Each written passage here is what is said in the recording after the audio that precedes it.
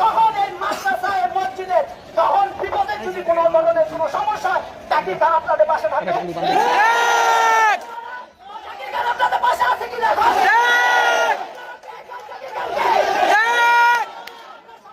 সুশৃঙ্খলভাবে থাকি, আমরা সবাই সুশৃঙ্খল থাকি।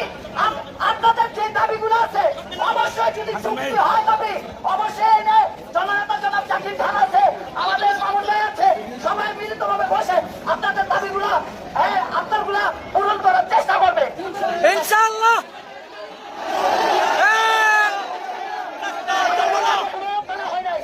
আমাদের দাবি মানা শেষ হওয়া পর্যন্ত আমরা মাঠে অবস্থান করবো। আমরা শান্তিপূর্ণভাবে শহরের আগ থেকে অবস্থান করছি। আমরা এখনো আমাদের দাবি পূরণ হওয়ার আগ পর্যন্ত শান্তিপূর্ণভাবে মাঠে অবস্থান করবো।